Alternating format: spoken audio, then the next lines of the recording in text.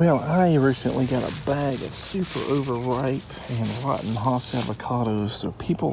Somebody was giving away, probably the company that sold the avocados, probably just had an excess amount of just cases and cases of them. I probably could have got a whole case. I didn't really want them, especially for planting, because Hass Avocados are not really cold tolerant enough here, and they're unpredictable in the quality of the fruit, and if they'll even fruit within that 15 or so year period at all. Normally just throw a few on my compost pile, but it's kind of piled pretty high right now, and if I put all these in there, a lot of them are just going to roll off and overflow the compost. So I thought about just burying these guys, but avocados are usually sprouted with at least part of that seed above the ground. And you'll see like nurseries and all that grow them. That whole seed or most of it will still be in the pot, on the top, not covered in dirt.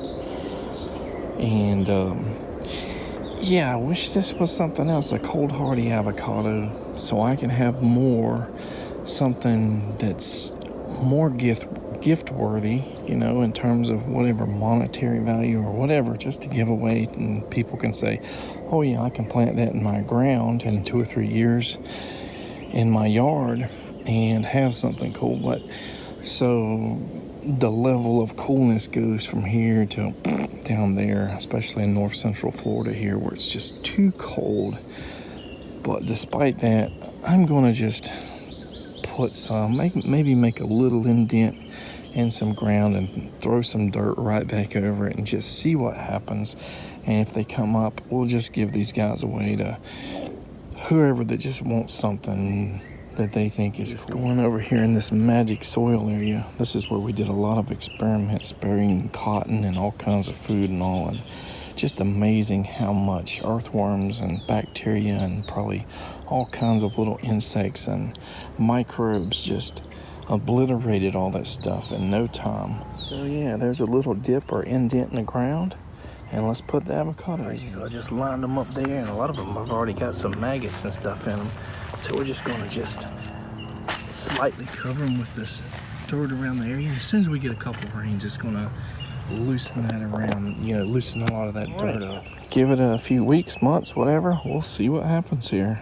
Well, we have a bunch of avocados sprout. The second set of GHB avocado seedlings that I put in like a 3-gallon container, they kind of got a little, growing upright, a little leggy. I tried to put them in a little more sun, and they really stressed out. So these guys grew in, I guess, a little bit more shade, a little bit more plants and weeds and stuff surrounding them. So we'll probably have to pot these guys up individually and slowly get them used to some more sun. But I had to bring them back in the shade. They were just too stressed out. I'm back here at that mystery pear tree, and that guy up there, can I even see it on this end? It looks like a shadow. Okay, I see it right there. Looks like it's a good size, and it may be starting to turn color. So I tried to shake the limb a little bit to see if I can get it to fall off, but it didn't. So maybe I need to come out here every day, shake it, see if it loosens up before the animals get it. This is just a little progress on some of those cactus fruits. I think we only got 3 this year. A lot of times I see them growing with dozens and dozens in people's places, so probably not the happiest out here. So we have our 3 pears that are left in pots here. We have our Biscamp, our Baldwin, and our soft sand pear. Which one is going to go into the ground next? A few videos back we planted that Southern Queen pear, and don't know much about it, but I've seen it a couple times at one of the local nurseries. Not super local, we have to drive about an hour away to check them out, Greenhouse Nursery. And Baldwin is the same cultivar that we had those boring beetles kill a year or 2 back, which sucked really badly. Such a great, wonderful pear, a soft pear. you have to kind of use the tree itself, the fruit, when the fruit start falling, which ones start falling first, as an indicator sort of when to pick them, because you have to pick them hard, and then you leave them on the table for a week or whatever it is for them to soften up. And they're such buttery, nice pears that Raja or whatever I put on this guy here, this limb on this soft sand pear, did not take. Again, we had a lot not take during that drought. So again, which one? I don't know if it'd be a good idea to double plant or triple plant a pear in the same hole. Yeah. Should we? I don't know. That bald one got probably 25 foot, in 10 years time, 10, 12 years time. Pretty massive with a really nice wide growth. So multi-grafting is probably a better option. Just have one rootstock in that hole and multi-graft. And that's what we're probably going to do with any of them. The thing is, I've grafted Baldwin on where the old Baldwin was with a variety of other pears, so it's probably not the best idea to put it right there. I've grafted Biscamp, at least one successful one in that same area, and so definitely have Baldwin in 2 different areas now if it survives and thrives and flowers and fruits. So if and when we plant the Baldwin, we need to put it somewhere else. So I just came back from checking the pollination charts and stuff on these guys, and I have no idea about the soft sand pear. But the Baldwin, oh my gosh, the kids are hollering for me every 2 seconds. So I've also been running back and forth.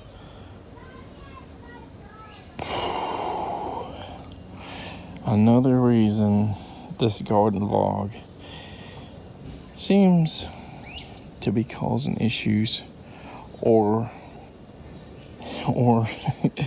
somebody else is causing issues with the garden vlog, or people. I walk out for a minute and I'm called, and somebody's mad at me. You gotta do this, you do that, come wipe my butt. Whew. Most people wouldn't think that something that is supposed to be peaceful and serene as gardening would cause problems. Okay, we'll try this again. How long is this going to last? We looked at the pollination. There are pollination charts that show you which ones are the best pollinators. But Baldwin, as I knew, is supposedly semi-self-fertile or partially self-fertile. But a neighbor had a tree when ours was producing a lot of pears, and before those boring insects killed it, that other tree died, possibly from boring insects as well, or just old age, I don't know. And then this guy, the one that died with the boring insects, flowered, but didn't fruit much, and pretty much hardly any at all in the last few years. So to me, this is really not even partially self-fertile here. It's not not worth having if that's the only pear you have. You need to put a pollinator on it, whether or not you graft something onto it or put another tree nearby. The Biscamp, however, is considered to be fully self-pollinating or self-fertile, although they say they will produce more if you have a flowering tree nearby. But the southern queen pear that I put out back is not considered self-pollinating or self-fertile at all. It is probably within about 60 feet from some small pear trees that may take a little while before they can reach, the flowers really reach each other, the bees and stuff. What is it? Daddy, would I go outside? That's another time. Anyway, whether or not it'll get good pollination until everything else grows nearby, who knows? But there is a big tree there. That mystery tree is probably about 100 foot away from it. And if that neighbor's tree that was, 300, 400, 500 foot or more away from that Baldwin pear pollinated the Baldwin, then 100 foot should not be that big of a deal. But I think we're going to put the Biscamp in that triangle. And when I say triangle, I don't mean the land is like shaped like a triangle. I'm talking about how the sun hits the trees and it makes this big triangle at a certain time of the day. So you get all this full great sun in this triangular area. So where do we put this Baldwin pear? We got at least 2 grafts they seem like they've taken. Do we just give this guy away to a neighbor or something? That puts pressure on whoever we give it to have a second pear, though, if they don't have something close by. This guy's like 7 foot or so, and it's in a 3-gallon pot? Maybe 5-gallon pot, I don't know. And it's going to have to be up potted if we want to keep it another season or two. And we're going to have to graft something onto it to give it away. So, do we just put another Baldwin pear out here that's just Baldwin and not graft it, and say, okay, we know we love this pear and we love this cultivar. It is a great one. It's okay to have 2 or 3. Now, where we have our kefir pear that just, went like that, like 2/3, 3/4 of it just cracked in that windstorm. We do have some root suckers that are coming up from that base. So when we chainsaw that down, prune it up, we can potentially put something else onto it as well. And kefir pears, I haven't found a use for them. Hopefully we get to try a pie or something this season from them. I gave them like 15 or 16 pounds of pears away, and they said they were going to try to make a pie for us. Cross fingers. Decisions, and we don't have, all the answers. We can get more scion wood and put, on any of these suckers and just have 15 or 20 different types of pears and Asian pears and stuff like that, or hybrid pears. Now, before we continue on with this pear, I think we are going to plant this Biscamp pear in that sunlight triangle. And there's no sunlight here because we've already had a storm. It's all kind of a little gray and kind of nasty looking out right now. Not terrible, but I have my suspicions that we'll probably get a second storm sometime today. But I just figured I'd talk a little bit about loquats. Are we done with loquat grafting and stuff for the season? And I would say most likely. I got so frustrated grafting and even buying some, scion wood from 2 or 3 different cultivars and not having much luck. Maybe it is better to do it this time of year. I don't know, because doing it in the winter and early spring did not seem to work for me at all. So if we restart that loquat journey, learning about grafting and stuff here, maybe I will talk to somebody that has more experiences grafting. And there we go, we're interrupted again, and we are back. So I just got so frustrated in trying to succeed when people said it was so easy, and then continually failing. And after I did a little bit more research, reading descriptions and what people say about them,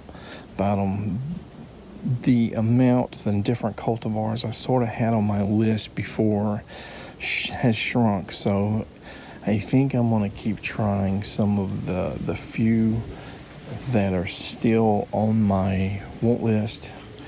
but probably not this season. That's probably over. Now, I could rush out and just plant this guy real fast, but it's almost dinner time, and again, wind's blowing. Looks like a storm's potentially coming. I think we'll try to finish this garden vlog tomorrow with that pear in the ground. So this is the next day, and this is the sun triangle area here. There's obviously a power pole there. There is like the driveway here. There's a river birch there, and we don't want to go directly under the power pole, obviously. And we may not want to go right in the middle, but maybe move it over closer to that river birch where we put that pear tree, that Biscamp. You probably see there is the morning sun coming there, but as it expands out later in the day, it forms like a triangle in this area. I'm looking around the yard to try to find some pieces of wood I can use to sort of frame out that pear tree a little bit. I found some pieces that I couldn't break that were too long, just to hold some of the dirt, and we're going to do like a post-mycorrhizal bed starting immediately on it. That area does flood sometimes, so we raised the pot height probably 3 inches on the highest point, maybe 1.5 on the lowest. There's a big sweet gum, and it looks like it's pretty rotten, but let's see if we can just break it into 3 or 4 pieces and make it work. I couldn't break that one in 3 nice sections here, so I'm going to have to try to find something else to make a square triangle a little better. And I think we're going to probably put another wall behind it and fill it in the middle too over time. So we watered it in with some rainwater and duckweed, and we had a really bad lightning storm last night, so that lightning ionizes or electrifies the air and causes nitrogen from the air to enter those raindrops. Put a little bit of peat moss in it, a lot of leaves from oaks, cottonwood, box elder, maybe a few other things, little twigs. Then we added just a sprinkle of our magic soil. Hopefully there's some mycorrhizal activity in that soil to help seed it, but it doesn't need seeded with earthworms because this area is so rich with earthworms. So as rain washes some of the dirt away, or that area, that soil densifies and compacts and maybe shrinks, we'll keep adding organic material to it, and like I said, we'll probably expand out the wall, the outer wall, to help actually keep some of that soil from just washing away. Despite pears kind of liking wet areas, that area has probably had 16 or 18. I think even in one of our hurricanes, it probably was down 24 inches, flooded that area with water, maybe more.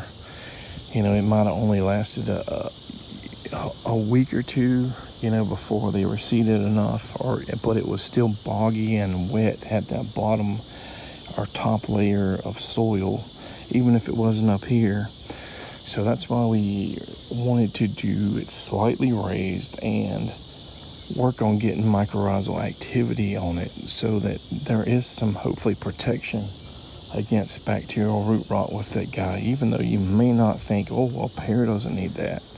Well, if you put it in a pond in water, it'll probably rot. So same general principle, but it is not always flooded. It does flood quite a bit. In my opinion, we're still taking a big risk, but at least we should have at least one backup of that, and we'll probably make more backups in the future as long as that original tree or scion graft that we put on somewhere else survives. So now we have 2 pears left that we need to do something with. Again, we talked about the Baldwin pear, possibly giving that away or something, grafting at least something else onto it before we do so. And then this soft sand pear, and I'll say it every time I mention this, I do not know the cultivar of this. They call it soft sand pear from the nursery, the people that propagate it.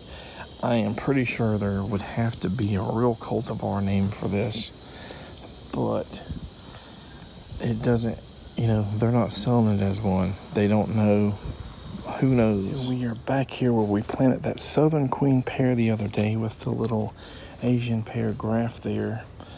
And I talked about this. I don't know if it's in this video or a previous one, because those trees there that were fell, rotted, cut down, or combination, let in a lot of sun. So, and then I figured out the Southern Queen is not self-fertile at all. So I'm going to put the soft sand pear not as far back as I originally wanted to, but maybe about 15 foot away, maybe 20 foot. I needed to see if I could even dig this area. And there we have it. We need to water it in, pack it in, and you know, I would have talked a little bit longer here, but I am being rushed by Natalie, so I don't have a lot of time. It's amazing. You can go outside and start, you know, a video or whatever, and then just be called and called. I've been called twice in like 10 minutes. Kids are screaming out the door.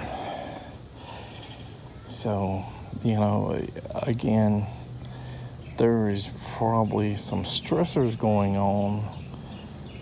And I don't know, like, you know, the peacefulness and serenity of gardening and planting should overcome a lot of things, but possible menopause with Natalie. Right, we got it watered in a few times, packed in a few times. We'll probably come back later and maybe add a little bit more dirt around it where it's missing some, and then probably mulch it with some leaves and stuff back here.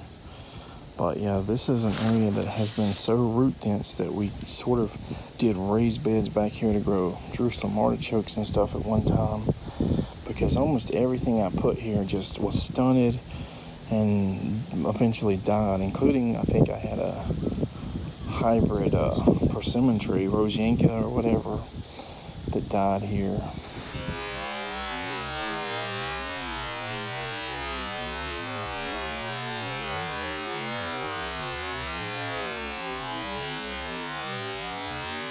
Well, here comes the rain again, and I guess we're going to end this garden vlog right here. Take care, guys.